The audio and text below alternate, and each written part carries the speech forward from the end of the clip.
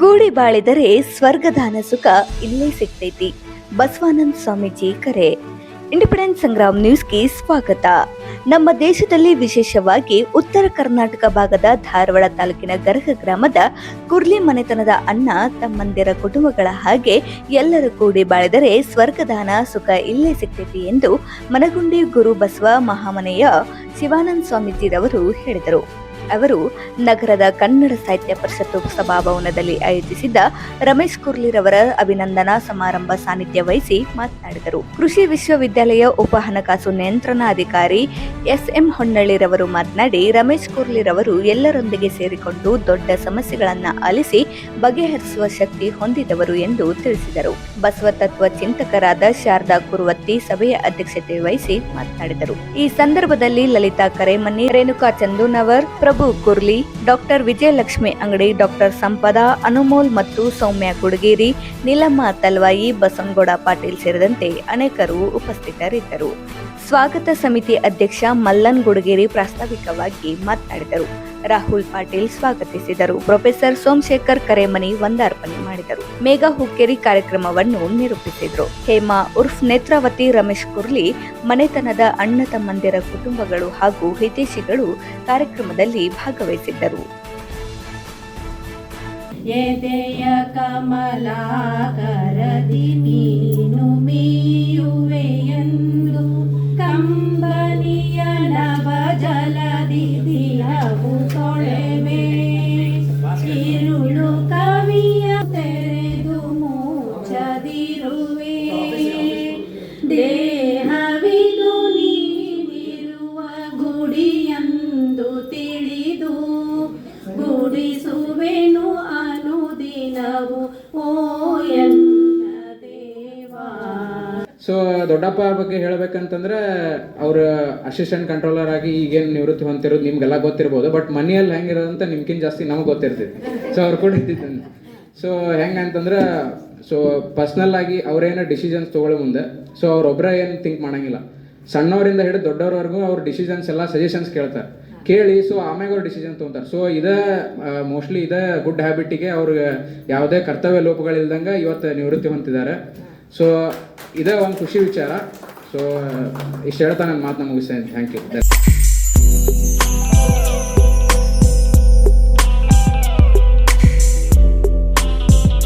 ಶ್ರೀ ರಮೇಶ್ ಕುರ್ಲಿ ಅವರ ಸನ್ಮಾನ ಸಮಾರಂಭಕ್ಕೆ ಮೂಲ ಕಾರಣೀಕರ್ತರಾದ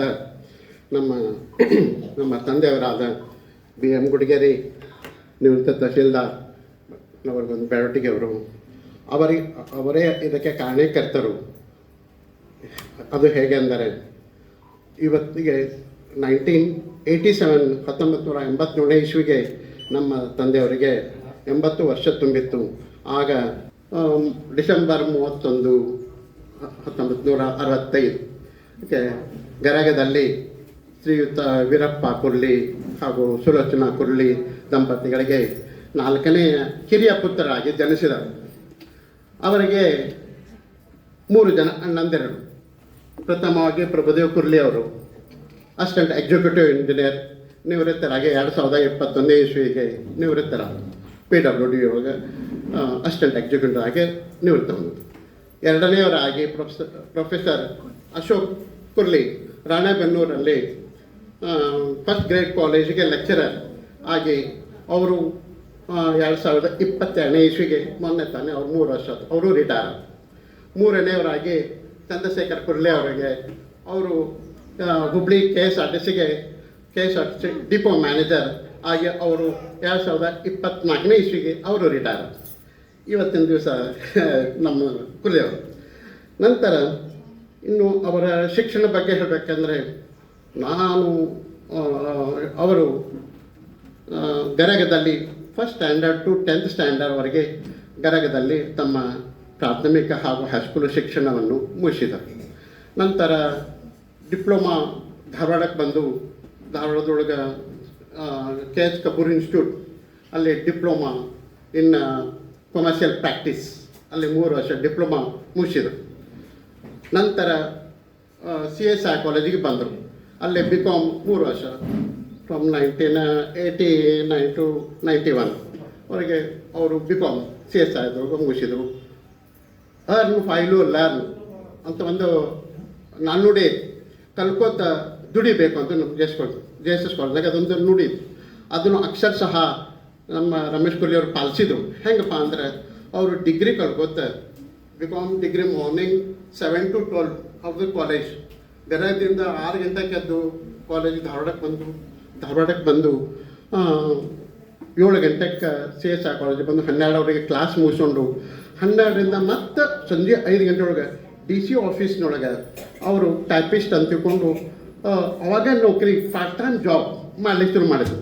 ಆವಾಗಿನ ಕಾಲದಾಗ ಅವರಿಗೆ ಪರ್ ಡೇ 10 ರೂಪೀಸ್ ಕೊಡ್ತಿದ್ರು, ಅಂದರೆ ತಿಂಗಳಿಗೆ 300. ಇವತ್ತಿನ ದಿವಸ 10,000 ರೂಪಾಯಿ ಅಂತ ತಿಳ್ಕೊಳ್ಳಿ, per day 300, monthly 10,000 rupees salary. ಅಷ್ಟು ತಮ್ಮ ಶಾಲೆ college Calcutta side by side part time job ಮಾಡಿ ತಮ್ಮ ಪಾಕೆಟ್ ಎಕ್ಸ್ಪೆನ್ಸು, ಕಾಲೇಜ್ ಫೀಸು, ತಮ್ಮ ಅಣ್ಣಂದರಿಗೆ ಭಾರ ಆಗಲಿಲ್ಲ, ತಮ್ಮ ತಂದೆ ತಾಯಿ ಭಾರ ಅಲ್ಲ, ತಮ್ಮ ಕಷ್ಟ ತಾವು ತೆಗೆಸ್ಕೊಂಡ್ರು. ಅಂತಹ ಒಂದು ಆದರ್ಶ ವ್ಯಕ್ತಿ ನಮ್ಮ ರಮೇಶ್ ಕೊಹ್ಲಿ ಅವರು. ನಂತರ ಡಿಗ್ರಿ 1990 ಒಳಗೆ ಮುಗೀತು. 1991ಕ್ಕೆ M.Com ಕಲೀಲಿಕ್ಕೆ ಅವರು ಬೆಳಗಾವಿಗೆ ಹೋದರು. ಬೆಳಗಾವದೊಳಗೆ ಗೋಗ್ಟೆ ಕಾಮರ್ಸ್ ಕಾಲೇಜ್, ಅಲ್ಲೇ 2 ವರ್ಷ ಬೆಳಗಾವದಾಗ ಉಳ್ಕೊಂಡು ಡಿಗ್ರಿ ಮುಗಿಸ್ಕೊಂಡು ಅವ್ರು ಧಾರವಾಡಕ್ಕೆ ಬಂದು ಅಣ್ಣಾವರದೊಳಗೆ 1991 to 1994 3 ವರ್ಷ ಅಣ್ಣಾವರದೊಳಗೆ ಅವರು ಗೌರ್ಮೆಂಟ್ ಫಸ್ಟ್ ಗ್ರೇಡ್ ಕಾಲೇಜ್ ಅಲ್ಲೇ part time lecturer in commerce subject, ಅಲ್ಲೇ 3 ವರ್ಷ 91 to 94 ಮಟ್ಟ ಲೆಕ್ಚರರ್ ಪಾರ್ಟ್ ಟೈಮ್ ಲೆಕ್ಚರರ್ ಮಾಡೋದು.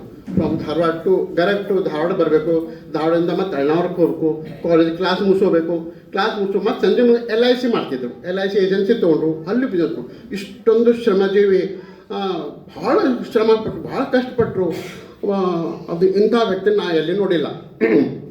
ಇನ್ನು ನಂತರ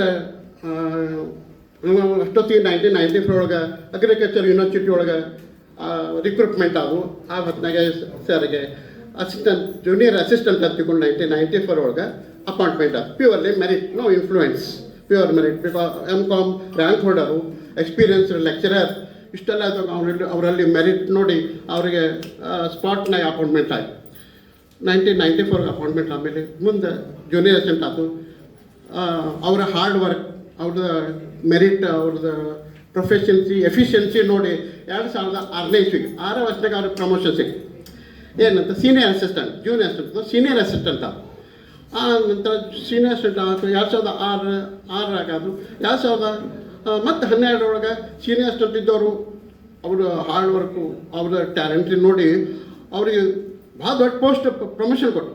ಇಡೀ ತಮ್ಮ ಫೈನಾನ್ಸ್ ಡಿಪಾರ್ಟ್ಮೆಂಟ್ಗೆ, ಕಂಪ್ಟ್ರೋಲ್ಗೆ superintendent office, chief accounts office superintendent post ಕೊಟ್ಟರು.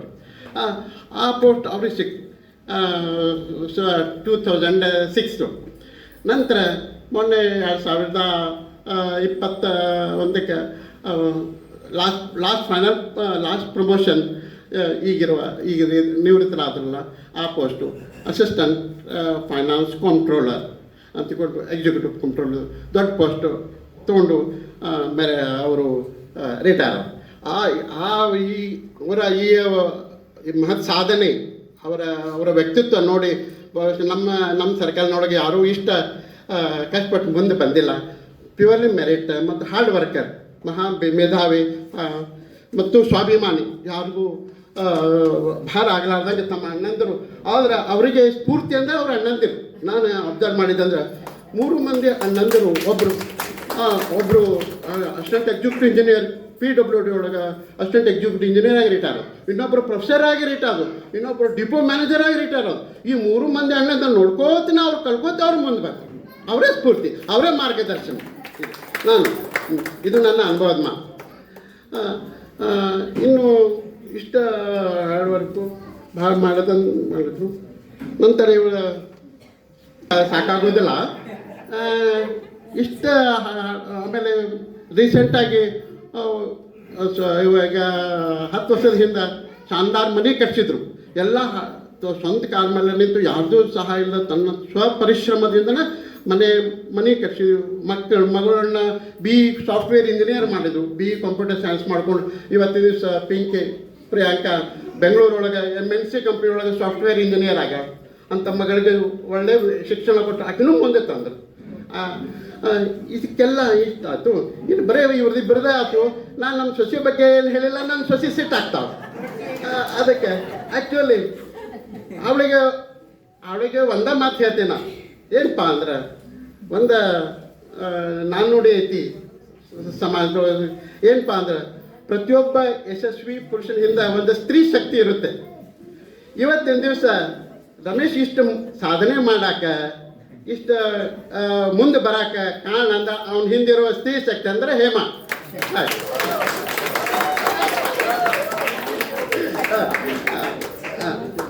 ಇದಕ್ಕಿಂತ ನಾನು ಹೆಚ್ಚಿದ್ದು ಏನಿಲ್ಲ. ಅದಕ್ಕೆ ಏನೇ all credit goes to Hema ಅಂತ ನಾನು ಹೇಳಬಲ್ಲೆ. ಇದು ಒಂದು ಸಂತೋಷ ಸಮಾರಂಭ. ಆಮೇಲೆ ಹೇಮಾ ಅವ್ರು ನಮ್ಮ ಅಕ್ಕನ ಮಗಳು, ಸಣ್ಣ ಅಕ್ಕನ ಮಗಳು FK ಚಂಡೂನವರ ಹಿರಿಯ ಸುಪುತ್ರಿ. ಅವ್ರ ಕಾಲುಗುಣದಿಂದ ಏನೋ ಅವ್ರ ಮನೆಯೊಳಗೆ ಯಾವಾಗಲೂ ಅಭ್ಯುದಯ ಹಾಕೋತ ಬಂತು, ಏರಿಕೆ ಹಾಕೋತ ಬಂತು. ಅವ್ರ ತಂದೆಯವರು ಕಲಘಟಗಿ ತಾಲೂಕಿನ ಕಾಂಗ್ರೆಸ್ ಪ್ರೆಸಿಡೆಂಟ್ ಆದರು. ಆಮೇಲೆ ಒಂದಲ್ಲ ಎರಡಲ್ಲ ಮೂರು ಟ್ರಕ್ ತೊಗೊಂಡ್ರು. ಆಮೇಲೆ ಟ್ರ್ಯಾಕ್ಟರ್ ತೊಗೊಂಡು ಧಾರವಾಡದ ಮನೆ ಕಟ್ಸಿದ್ರು, ಬೇವಟಿಗೆ ಮನೆ ಕಟ್ಸಿದ್ರು, ದುಮ್ಮಾಡ್ದವ್ರ ಮನೆ ಕಟ್ಸಿದ್ರು. ಹೀಗಾಗಿ ಏರಿಕೆ ಒಳಗೆ ಹೋದ್ರು. ಆವಾಗ ನಾ ಹೇಳಿದ್ದೆ ಇದಕ್ಕೆಲ್ಲ ಕಾರಣ ನನ್ನ ಹಿರೇಮಗಳು, ನನ್ನ ಹಿರೇಮಗಳ ಕಾರಣ. ಅವರು ಧರ್ಮಸ್ಥಳದ ಮಂಜುನಾಥನ ಭಕ್ತರು. ಅಲ್ಲಿಂದ ಹರಿಯುತ್ತಿರುವ ಹೇಮಾವತಿ ನದಿ ಆ ಹೆಸರು ಅವ್ರು ಆಕೆನ ಇಟ್ಟರು. ಮುಂದೆ ಆಕಿಂದ ಇವ್ರ ಮನೆ ಕುರ್ಲಿಯವ್ರ ಮನೆ ಸೊಸೆ ಆಗಿ ಬಂದು ಕುರ್ಲಿಯವರು ಅವ್ರ ಮನೆ ಅಭ್ಯುದಯ ಹಾಕೋತಾ ಬಂತು, ಡೆವಲಪ್ ಹಾಕೋತಾ ಬಂತು. ಅದಕ್ಕೆ ಇಷ್ಟು ಹೇಳಿ ಒಂದು ದೊಡ್ಡ ಫ್ಯಾಮಿಲಿನೇ ಇದು. ಎಲ್ಲರೂ ಕೂಡಿ ಈ ಥರ ಮಾಡಿದ್ದು ನನಗೆ ಭಾಳ ಖುಷಿ ಅನ್ನಿಸ್ತು. ಯಾಕಂದ್ರೆ ಎಲ್ಲರೂ ಈಗ ಒಂದು ಕೂಡಿ ಇರೋದಲ್ಲ ಲಾಸ್ಟಿಗೆ. ಈಗಿನ ಅವಿಭಕ್ತ ಕುಟುಂಬ ಕಡಿಮೆ ಆಗಿಬಿಟ್ಟವ, ಎಲ್ಲ ಕುಟುಂಬಗಳು ಸ್ವತಂತ್ರ ಆಗಿಬಿಟ್ಟವ. ಇಷ್ಟು ಚಂದಾಗಿ ನೀವು ಫಂಕ್ಷನ್ ಮಾಡಿದ್ದು ನನಗೆ ಭಾಳ ಖುಷಿ ಅನ್ನಿಸ್ತಾವ. ಅವ್ರು ನನಗೆ ಕರೆಸಿದ್ದಕ್ಕೂ ನನಗೆ ಭಾಳ ಮನಸಾಪೂರ್ವಕವಾಗಿ ಒಪ್ಕೊಂಡು ಬಂದೆ. ಈ ಪುಲ್ಲಿಯವರು ತಮ್ಮ ಸೇವಾ ಜೀವನದಲ್ಲಿ ಕೇವಲ ಒಂದು ಹುದ್ದೆಯನ್ನು ನಿರ್ವಹಿಸಿದವರಲ್ಲ, ಅವರು ವಿಶ್ವವಿದ್ಯಾಲಯದ ಹಣಕಾಸು ವಿಭಾಗದ ನಂಬಿಕೆಯ ಸ್ತಂಭವಾಗಿದ್ದರು. ಯಾವುದೇ ಹಣಕಾಸು ವಿಚಾರದಲ್ಲಿ ಲೆಕ್ಕಪತ್ರಗಳ ಸಂಕೀರ್ಣತೆ ಮತ್ತು ಯಾವುದೇ ನಿಯಮಾವಳಿ ಅನುಷ್ಠಾನ ಮಾಡಲಾಗ ಎಲ್ಲಕ್ಕೂ ಅವರು ತೋರಿದ ನಿಖರತೆ ಮತ್ತು ಜವಾಬ್ದಾರಿ ನಮ್ಮೆಲ್ಲರಿಗೂ ಮಾದರಿಯಾಗಿದೆ. ಈ ಕೆಲಸದಲ್ಲಿ ಕಂಡುಬಂದ ಶಿಸ್ತು, ಸಮಯ ಪಾಲನೆ ಮತ್ತು ಪ್ರಾಮಾಣಿಕತೆ ಅವರು ಹೊಂದಿದ್ದ ಮೌಲ್ಯಗಳು ಪ್ರತಿಬಿಂಬವಾಗಿವೆ. ಈ 32 ವರ್ಷಗಳ ಈ ದೀರ್ಘ ಸೇವೆಯ ಅವಧಿಯಲ್ಲಿ ಅನೇಕ ಕುಲಪತಿಗಳು, ಈ ಹಣಕಾಸು ನಿಯಂತ್ರಣಾಧಿಕಾರಿ ನಾನೇ ಇದ್ದೆ 7 ವರ್ಷ. ಅವ್ರು ನಾವು ಕೂಡಿ ಭಾಳ ನಿಖರತೆಯಿಂದ ಕೆಲಸ ಮಾಡಿದ್ವಿ. ಅಲ್ಲಿ ಅವ್ರು ಭಾಳ ಚಾಲಚಕ್ರದಿಂದ ಕೆಲಸ ಮಾಡ್ತಿದ್ರು. ಯಾವುದೇ ವಿಷಯ ಈಗ ಬಂದ್ರೆ ಒಂದು ಅವ್ರ ಮಗ ಹೇಳ್ದ, ದೊಡ್ಡಪ್ಪನ ಮಗ ಅಂತೇಳಿ, ಹಂಗೆ ಎಲ್ಲರ ಜೋಡಿ ಡಿಸ್ಕಸ್ ಮಾಡಿ ಕೆಲಸ ಮಾಡಿ ಭಾಳ ಚಂದ ಅವ್ರು ನಮ್ಮ ಜೊತೆ ಭಾಳ ಚಲೋ ಚೆನ್ನಾಗಿ ಕೆಲಸ ಮಾಡಿದರು. ಭಾಳ ಪ್ರಾಮಾಣಿಕತೆಯಿಂದ ಒಳ್ಳೆಯ ರೀತಿಯಿಂದ ಅವರು. ಅದು ಎಷ್ಟೋ ಆಫೀಸರ್ಗಳು ಬಂದೋದ್ರು, ಯಾರು ಬಂದರೂ ಅವ್ರು ತಮ್ಮದೇ ಆದ ಒಂದು ಚಾಣಾಕ್ಷತನ ಅವ್ರು ಬಿಡಲಿಲ್ಲ. ತಮ್ಮದೇ ಆದ ಕೆಲಸದೊಳಗೆ ಇದ್ದರು ಅವರು. ಅವರ ಕಾಲ, ಹುದ್ದೆಗಳು ಮತ್ತು ಪರಿಸ್ಥಿತಿಗಳು ಬದಲಾಗಿದ್ದರೂ ಅವರು ಕಾರ್ಯಶೈಲಿ ಮತ್ತು ನೈತಿಕತೆ ಮೌಲ್ಯಗಳು ಎಂದಿಗೂ ಬದಲಾಗಿಲ್ಲ. ಅವರ ತಂತ್ರಜ್ಞಾನ, ಹೊಸ ನಿಯಮಗಳು ಬಂದಾಗಲೂ ನಮ್ಮಲ್ಲಿ ಕೆಲವೊಂದು ಸಿಸ್ಟಮ್ ಚೇಂಜ್ ಆದವು. ಕಂಪ್ಯೂಟರ್ ಬಂತು, ಈಗ ಆಟೋಮೇಷನ್ ಬಂತು. ಆದರೂ ಅವರು ತಿಳ್ಕೊಂಡು, ನಾವೆಲ್ಲ ಈಗ ಕಂಪ್ಯೂಟರ್ ಯುಗದಾಗ ನಾವು ನೌಕರಿ ಮಾಡಿದವರಲ್ಲ, ಈ ಕಂಪ್ಯೂಟರ್ ಯುಗ ಬಂದದ. ಆದರೂ ಅವರು ನಮ್ಮಲ್ಲಿ ರಿಸೆಪ್ಟ್ ಸೆಕ್ಷನ್, ಭಾಳ ಸೆಕ್ಷನ್ ಕೆಲಸ ಮಾಡ್ಯಾರ ಅವರು. ಅದನ್ನು ತಿಳ್ಕೊಂಡು ಎಲ್ಲರಿಗೂ, ಈ ಸಣ್ಣ ಸಣ್ಣ ಹುಡುಗರಿಗೆ ಸಹಿತ ಅದನ್ನು ಅವ್ರಿಗೆ ಹೇಳಿ ಕೆಲಸ ಭಾಳ ಚೆನ್ನಾಗಿ ಮಾಡಿದ್ರು ಅವರು. ಅಳವಡಿಸಿಕೊಂಡು ಇತರರಿಗೂ ಮಾರ್ಗದರ್ಶನ ನೀಡಿ ಕುರ್ಲಿಯವರು ಬಹಳ ಶ್ಲಾಘನೆಯನ್ನು, ಸೇವೆಯನ್ನು ಸಲ್ಲಿಸಿದ್ದಾರೆ. ಅವರ ವ್ಯಕ್ತಿತ್ವದ ಮತ್ತೊಂದು ಮಹತ್ವದ ಅಂಶ ಅಂದರೆ ಸಹೋದ್ಯೋಗಿಗಳೊಂದಿಗೆ ಹೊಂದಿದ್ದ ಮಾನವೀಯ ಸಂಬಂಧ. ಕಿರಿಯರೊಂದಿಗೆ ಮಾರ್ಗದರ್ಶಕರಾಗಿ, ಹಿರಿಯರಿಗೆ ನಂಬಿಕೆಯ ಸಹಾಧಿಕಾರಿ, ಎಲ್ಲರಿಗೂ ಆತ್ಮೀಯರಾಗಿ, ಕಚೇರಿಯಲ್ಲಿ ಎಂಥ ಸಮಸ್ಯೆ ಬಂದರೂ ಅದನ್ನು ಎಲ್ಲರೂ ಕೂಡ ಬಗೆಹರಿಸಂತ ಅವ್ರ ಕಲೆ ಅವರಲ್ಲಿ ಇತ್ತು. ಯಾವುದೇ ಸಮಸ್ಯೆ, ಇಲ್ಲಿ ನಮ್ಮಲ್ಲಿ ಸ್ಟಾಫ್ ಬಂದಾರ ಕೆಲವರು, ಅವ್ರು ಎಲ್ಲ ಜೊತೆ ಭಾಳ ಚೆನ್ನಾಗಿದ್ದರು. ಈಗ ಫ್ರೆಂಡ್ಲಿ, ನಮ್ಮ ಮೊನ್ನೆನೂ ನಮ್ಮ ಸಮಾರಂಭದಾಗ ಹೇಳಿದೆ, ಈಗ ಹೆಂಗೆ ಆತ್ಮೀಯರು ಹೊರಗೆ ಕ್ಲಾಸ್ಮೇಟ್ದಾಗ ಹೆಂಗೆ ಮಾತಾಡಿಸ್ತೀವಿ ಆ ಥರ ಅವರು ಎಲ್ಲರ ಜೊತೆ ಮಾತಾಡೋದಾಗಲಿ. ಈಗ ನಾವು ಆಫೀಸ್ನಾಗ ಇದ್ದಂಗೆ ಇರಲಿಲ್ಲ, ಅಲ್ಲಿ ಒಂದು ಕುಟುಂಬ ಇದ್ದಂಗೆ ಇದ್ದೀವಿ ಎಲ್ಲರೂ ಕೂಡಿ. ಈ ರಮೇಶ್ ಕುರ್ಲಿಯವರು ಎಲ್ಲರ ಜೊತೆ ನೇರವಾಗಿ ಮಾತಾಡ್ತಿದ್ರು. ಅವ್ರದ್ದೊಂದು ಗುಣ ಅದು. ಇದ್ದದ್ದು ಯಾವುದೂ ಹಿಂಗೆ ನಂಬಿ ಬೇರೆ ಮಾತಾಡೋದು ಚೇಂಜ್ ಮಾತಾಡೋದು ಹಿಂಗೆ ಇರಲಿಲ್ಲ. ಒಂದೇ ಥರ ಮಾತಾಡಿ ಅದಕ್ಕೊಂದು ಏನು ಸೊಲ್ಯೂಷನ್, ಯಾವುದೇ ಸಮಸ್ಯೆಗಳು ಬಂದರೂ ಅದನ್ನು ಎಲ್ಲರೂ ಕೂಡ ಡಿಸ್ಕಸ್ ಮಾಡಿ, ಸರ್ ಹಿಂಗಲ್ರಿ ಹಿಂಗೆ ಮಾಡೋಣ್ರಿ, ಆದರೆ ಇದು ಸಮಸ್ಯೆ ಆದ್ರೆ ಅದನ್ನು ಹೇಳೋದು ಭಾಳ ಚಂದ. ನಮ್ಗೆ ಆಫೀಸ್ನಾಗ ಭಾಳ ಒಳ್ಳೆಯ ಬೇಕಾಗಿತ್ತು, ಇನ್ನೂ ಸರ್ವಿಸ್ ಇರಬೇಕಾಗಿತ್ತು ಅವ್ರದ್ದು. ಇಂಥವ್ರು ನಮ್ಗೆ ಸರ್ವಿಸ್ ಭಾಳ ಅನಾನುಕೂಲತೆ ಆಗಿಬಿಟ್ಟೋದು. ಈಗ ರಿಟೈರ್ಮೆಂಟ್ ಆದ್ಮೇಲೆ ಎಲ್ಲ ಕೆಲಸ ಮಾಡ್ತೀನಿ ರೀ, ಮನ್ಯಾಗ ಊಟ ಮಾಡ್ತೀವಿ, ಟೈಮ್ ಸರಿ ಆಗಲ್ಲ. ಫ್ಯಾಮ್ಲಿ ಡಬಲ್ ನೌಕರಿ ಇದ್ರೆ ಮತ್ತೆ ಬೇರೆ ರೀ, ಅವಾಗ 50% ಕೆಲಸ ಇರ್ತದೆ. ಆದ್ರೆ ಏನೂ ಇಲ್ಲಾರ್ದೆ ತಪ್ಪಿಸ್ಕೊಂಡು ಹೋಗೋದು ಭಾಳ ಇದು. ಅದು ಈಗ ನಾವು ಇನ್ವಾಲ್ವ್ ಆಗ್ತೀವಲ್ಲ, ಇದು ಜವಾಬ್ದಾರಿ. ಅಂದ್ರೆ ಇಲ್ಲಿದಿಂದ ಜೀವನ ಸ್ಟಾರ್ಟ್ ಆದಂಗೆ. ಈಗ ಮಕ್ಕಳ ಮದುವೆಗೆ ಬರ್ತಾರೆ, ಮದುವೆ ಮಾಡಬೇಕು, ಮೊಮ್ಮಕ್ಕಳು ಬರ್ತಾರೆ. ಈ ಮಕ್ಕಳಿಗೆ ಬೆಳೆಸಿರಲ್ಲ ನಾವು, ಯಾಕಂದ್ರೆ ನೋಡ್ಕೊಂತ ಹೇಳ್ಬಿಟ್ಟು ಹೋಗ್ಬಿಟ್ಟಿರ್ತೀವಿ. ಆದ್ರೆ ಈ ಮೊಮ್ಮಕ್ಕಳಿಗೆ ಹಿಡ್ಕೊಂಡು ಕುಂದಿರ್ಬೇಕಲ್ಲಿ, ಆ ಪರಿಸ್ಥಿತಿ ಬರ್ತದೆ. ಅಲ್ಲಿ ನಮಗೆ ಗೊತ್ತಾಗ್ತದ ಅವಾಗ ಈ ಮಕ್ಕಳನ್ನ ಹೆಂಗೆ ಬೆಳೆಸ್ಯಾರಪ್ಪ ಅಂತೇಳಿ. ನಮಗೆ ಗೊತ್ತಿರಲ್ಲ, ಹಿರಿಯರು ಬೆಳೆಸಿರ್ತಾರ, ಈಗ ನಾವು ಹಿರಿಯರು ಆಗ್ತೀವಿ. ಅದು ಇಲ್ಲಿದಿಂದ ನಮ್ಮ ಅರ್ಥ ಇದು ಒಂದು ಹೊಸತನದ 50% ಜೀವನದ ಅನುಭವ ಇಲ್ಲಿದಿಂದ ಸ್ಟಾರ್ಟ್ ಆಗ್ತದೆ. ಆ ಥರ ಇರೋದ್ರಿಂದ ಇವು ಅವರು ಸೇವಾನಿವೃತ್ತಿ ಹೊಂದ್ಯಾರ. ಆದರೆ ಈ ಮಾನಸಿಕವಾಗಿ ಇದು ವಯೋನಿವೃತ್ತಿ ಸಹಜೀವಲ್ಲ, ಮಾನಸಿಕವಾಗಿ ಇನ್ನೂ ಸ್ಟಾರ್ಟ್ ಅಂದಂಗೆ. ಅದಕ್ಕೆ ನಾವು ಅವ್ರ ಕೂಡಿ ಭಾಳ ಆಫೀಸಿನಾಗ ಭಾಳ ಚಂದ ಇದ್ದೀವಿ ರೀ. ನಾವು ಭಾಳ ಅವ್ರು ಕರೆಕ್ಟ್ ಅವ್ರು ಮುಂದೆ ಇದು ಹೇಳಿ ಅದು ನಾವು ಹೊಗಳಕ್ಕೆ ಬರೋದಿಲ್ಲ. ಆದ್ರೆ ಭಾಳ ಒಳ್ಳೆಯ ಮನಸ್ಸು, ಒಳ್ಳೆಯ ದಿಟ್ಟ, ಧೀರ ದಿಟ್ಟ. ಮತ್ತು ಇನ್ನೂವರೆಗೆ ಒಂದು ಯಾವುದೋ ಕಳಂಕ ತಗೊಳ್ಳಿಲ್ಲ ಅವ್ರು, ಯಾವುದೋ ಇದು ಮಾಡಿಲ್ಲ. ಅಲ್ಲಿ ಯಾರು ಈಗ ಇರಲಿಲ್ಲ. ಅವ್ರು ನಾವು ಕೂಡ ಮ್ಯಾಕ್ಸಿಮಮ್ ಸರ್ವಿಸ್ ಮಾಡಿವಿ. ನಾನು 7 ವರ್ಷ ಇಲ್ಲಿ ಕಂಟ್ರೋಲರಾಗಿ ನಾನು ಅನುಕೈಗೆ ವರ್ಕ್ ಮಾಡಿದ್ರು ಅವರು. ಆದರೆ ಒಂದು ದಿವಸನೂ ಅವ್ರು ಏನು ಒಂದು ಚಾಕು ಚಕತ್ತೆ ಅವರಲ್ಲಿ ನಮ್ಮಲ್ಲಿ ಬೇವಿನ ಬಂದಿಲ್ಲ. ನಾನು ಅಡ್ಮಿನಿಸ್ಟ್ರೇಟಿವ್ ಆಫೀಸರ್ ಇದ್ದೆ ಮೊದಲು. ಸ್ವಾಮೀಜಿಯವ್ರು ನಮ್ಮ ಚೇಂಬರ್ಗೆ ಬಂದಿದ್ರು, ನನಗೆ ಅದು ಗುಣ. ಅವ್ರ ಅವ್ರ ಸಾನ್ನಿಧ್ಯದಲ್ಲಿ ಇವತ್ತು ನಾನು ಫಂಕ್ಷನ್ ಬಂದು ಕುರ್ಲಿಯವ್ರು ಕರೆಸಿದ್ದಕ್ಕೂ ನನಗೆ ಭಾಳ ಚಲೋ. ಇಂಥ ಒಂದು ಅವಕಾಶವನ್ನು ಮಾಡಿಕೊಟ್ರಿ ನನಗೆ. ಅದಕ್ಕೆ ಕುರ್ಲಿ ಅವರು, ಈಗ ರಮೇಶ್ ಕುರ್ಲಿ ಅವರು ಇನ್ನು ಅವ್ರದ್ದು ಇನ್ನೂ ಭಾರಿ ಇದು ಐತೆ, ಶಕ್ತಿ ಐತೆ. ಯಾಕಂದ್ರೆ ಇನ್ನೂ ಹೆಂಗೆ ಕಾಣಿಸ್ತಾರೆ ಅವರು, ಎಲ್ಲರೂ ಕೂದಲು ಹೋಗಿರ್ಬೋದು ಸ್ವಲ್ಪ, ಬಾಡಿ ಪುಟ್ ಐತೆ ಪೂರ್ತಿ. ಬಾಡಿ ಪುಟ್ಟಿರೋ ಇನ್ನೂ ಅವರು ಭಾಳ ಕೆಲಸ ಮಾಡ್ತಾರೆ ಅಂತೇಳಿ ನನಗೆ ಹೆಚ್ಚಿಗೆ ಅದು ಇದು ಐತೆ. ಉತ್ತಮ ಆರೋಗ್ಯ, ಸಂತೋಷ, ಈ ಕುಟುಂಬದೊಂದಿಗೆ ಅವರು ಜೀವನವನ್ನು ಅನುಭವಿಸಲಿ ಅಂತೇಳಿ ನಾನು ಹಾರೈಸ್ತೀನಿ. ಯಾಕಂದರೆ ಇನ್ನೂವರೆಗೆ ಮಗಳ ದೊಡ್ಡ ಕೈಗಳ ಮದುವೆ ಆಗ್ತದೆ ಈಗ ಶಾರ್ಟ್ಲಿ. ಈ ಸಂದರ್ಭದಲ್ಲಿ ವಿಶ್ವವಿದ್ಯಾಲಯ ಪರವಾಗಿ ಎಲ್ಲ ಸಹೋದ್ಯೋಗಿಗಳ ಸಲುವಾಗಿ ಆರ್.ಬಿ. ಕುರ್ಲಿ ಅವರಿಗೆ ಅಮೂಲ್ಯ ಸೇವೆಗೆ ಹೊರಪೂರ್ವಕ ಧನ್ಯವಾದಗಳು. ಯಾಕಂದ್ರೆ ಇಲ್ಲಿ ನಮ್ಮ ಒಂದೇ ಅಂದ್ರೆ ಮೊದಲು ಭಾಳ ಕೆಲಸ ಮಾಡೋರು ಇಲ್ಲರಿ ನಮ್ಮಲ್ಲಿ ಆಫೀಸ್ನಾಗ. ಈಗ ಒಂದು 4-5 ಜನ ಅಷ್ಟೇ ಇದ್ದೀವಿ ಚಲೋ ಕೆಲಸ ಮಾಡೋರು, ಸರ್ವಿಸ್ ಇದ್ದವರು. ಈಗ ಯಾರೂ ಇಲ್ಲಾರ್ದಂಗೆ ಆಯಿತು, ನಮಗೆ ಭಾಳ ಅನಾನುಕೂಲತೆ ಆಯ್ತು ಇವರು. ಅದಕ್ಕಾಗಿ ಇವ್ರದ್ದು ಮುಂದಿನ ಜೀವನ ಒಳ್ಳೇದಾಗಲಿ. ನನಗೆ ಅವಕಾಶ ಅಂದ್ರೆ ನಾನು ಭಾಳ ಅಟೆಂಡ್ ಮಾಡೀನಿ. ನನಗೆ ಯಾರು ಗೊತ್ತಿರ್ಲಿಕ್ಕಿಲ್ಲ. ಸರ್ ಮಗಳ ಫಂಕ್ಷನ್ ಅವ್ರು ಬಂದು ಬಿಟ್ಟಿಲ್ಲ ನನಗೆ. ಬಂದು ಹೋಗಿನ 5 ನಿಮಿಷ ಅಂತ ತೊಂದರೆ ಇದ್ರು. ಅದಕ್ಕೆ ಈ ಥರ ಫ್ಯಾಮಿಲಿ ಆಗಿ ಕೂತು ಯಾರು ಮಾಡಲ್ರಿ ಈಗ ಫಂಕ್ಷನ್, ರೊಕ್ಕ ಖರ್ಚು ಮಾಡ್ಬೇಕಾಗತ್ತಾರ. ಅವ್ರು ಎಲ್ಲರಿಗೂ ಊಟನೂ ಹಾಕ್ಸಿದ್ರು. ಮತ್ತೆ ಯೂನಿವರ್ಸಿಟಿಯಾಗ ಎಲ್ಲರಿಗೆ, ಇಡೀ ಸ್ಟಾಫಿಗೆ ಕರೆದು, ಆಫೀಸ್ ಕರೆದು ಎಲ್ಲರಿಗೂ ಊಟ ಹಾಕ್ಸಿದ್ರು. ಇಂಥ ಸರಳ ಸಮಾಜ ಜೀವಿ, ಇಂಥ ಸ್ತ್ರೀಯ ಜೀವಿ, ಅವ್ರ ಕುಟುಂಬಕ್ಕೆ ಒಳ್ಳೇದಾಗಲಿ, ಇನ್ನೂ ಎತ್ತರಕ್ಕೆ ಹೋಗಲಿ, ಮಕ್ಕಳು ಚಲೋ ಆಗಲಿ, ಇನ್ನೂ ಬೆಳೀಲಿ ಅಂತೇಳಿ ನಾನು ಹಾರೈಸಿ ನನ್ನ ಭಾಷಣ.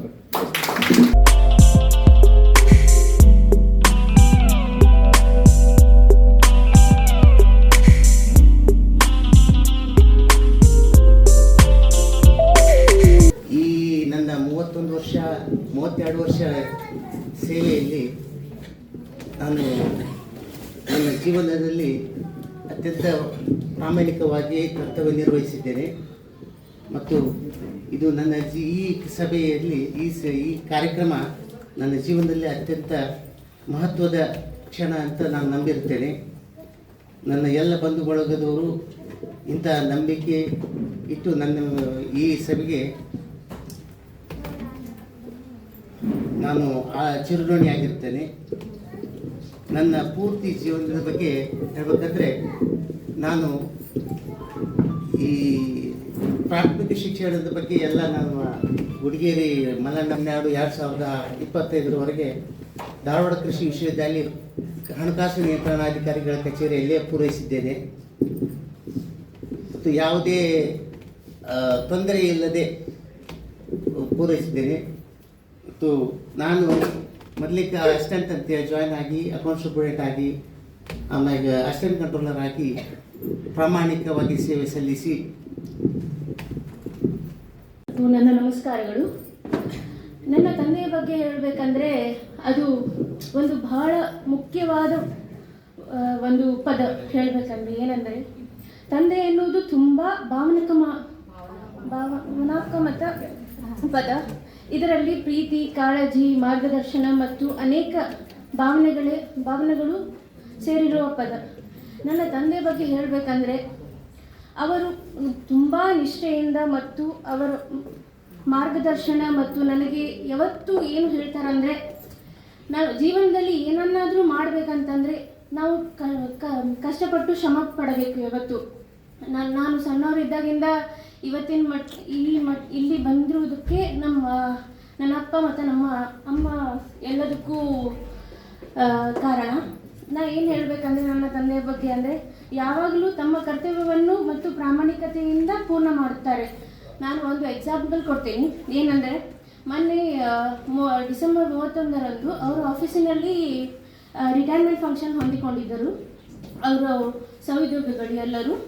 ಸೊ ಅವರು ಏನಂದರೆ ಎಲ್ಲರೂ ಅವರವರ ಅನಿಸಿಕೆಗಳನ್ನು ಹೇಳಿದರು. ಏನಂದರೆ ಅವರು ಹೇಗೆ ನಿಷ್ಠೆ ಮತ್ತು ಪ್ರಾಮಾಣಿಕತೆಯಿಂದ ಕೆಲಸ ಮಾಡಿದ್ದಾರೆ. ಆಮೇಲೆ ಎಲ್ಲರಿಗೂ ಅಚ್ಚುಕಟ್ಟಾಗಿ ಅವರು ಯಾರಾದರೂ ಹೊಸ ಜಾಯ್ನಿ ಬಂದರೆ ಎಲ್ಲರಿಗೂ ಪ್ರಾಮಾಣಿಕತೆಯಿಂದ ತಿಳಿಸಿಕೊಟ್ಟಿದ್ದಾರೆ. ಎಲ್ಲ ಕೆಲಸ ಮತ್ತು ಅವರ ಕರ್ತವ್ಯವನ್ನು ಹೇಗೆ ಮಾಡಬೇಕು ಎಲ್ಲವನ್ನು ಅಚ್ಚುಕಟ್ಟಾಗಿ ಮಾಡಿಕೊಂಡು ಬಂದಿದ್ದಾರೆ. ನನ್ನ ತಂದೆ ಯಾವತ್ತೂ ನನಗೆ 1-2 ವಾಕ್ಯವನ್ನು ಹೇಳುತ್ತಾರೆ. ಏನಂದರೆ time tides waits for no man ಅಂತ. ಯಾವತ್ತು ಕಾಲ ತಕ್ಕಂತೆ ನಾವು ನಡ್ಕೊತ ಹೋಗಬೇಕು. ಯಾಕಂದರೆ ಟೈಮ್ ಯಾವತ್ತೂ ನಿಂದಿರುವುದಿಲ್ಲ. ನಮ್ಮದು ಒಂದೊಂದು ಕ್ಷಣವೂ ಮುಖ್ಯವಾಗುತ್ತದೆ ಜೀವನದಲ್ಲಿ. ಅದಕ್ಕಾಗಿ ನಾ ಏನಾದರೂ ಮಾಡ್ತಿದ್ದಾಗ ಏನಂತ ಹೇಳ್ತಾರೆ, ಒಂದೊಂದು ನಿಮಿಷನೂ ಇಂಪಾರ್ಟೆಂಟ್ ನಿನಗೆ ಲೈಫ್ನಲ್ಲಿ. ಒಂದೊಂದು ನಿಮಿಷನೂ ನೀನು ಕಷ್ಟಪಟ್ಟು ಗಳಿಸಬೇಕು ಅದನ್ನು. ಸೊ ನೀನು ಯಾವತ್ತೂ ಒಂದೊಂದು ನಿಮಿಷನೂ ಯೋಚನೆ ಮಾಡಿ ಕಂಟಿನ್ಯೂ ಮಾಡ್ಕೊತ ಹೋಗು ಕೆಲಸವನ್ನು. ಒಂದೊಂದು ನಿಮಿಷನೂ ಹಾಳು ಮಾಡಬೇಡ ಜೀವನದಾಗ. ಎಲ್ಲನೂ ಪ್ರಾಪರಾಗಿ ಕೆಲಸ ಮಾಡ್ಕೊಂಡು ಹೋಗಿ. ಇನ್ನೊಂದು ಏನಂತ ಹೇಳಿದ್ದಾರೆ ಅಂದರೆ, aim at the sky at least you will reach top of the tree.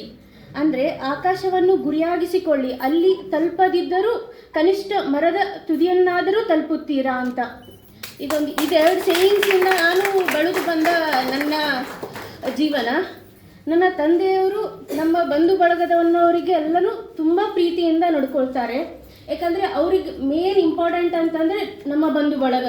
ಅವ್ರು ಏನು ಫಂಕ್ಷನ್ ಇದ್ದರೂ, ಮನೆಯಲ್ಲಿ ಏನಾದರೂ ಸಣ್ಣ ಫಂಕ್ಷನ್ ಇದ್ದರೂ ಅವ್ರಿಗೆ ಮಂದಿ ಬಾಳಬೇಕು.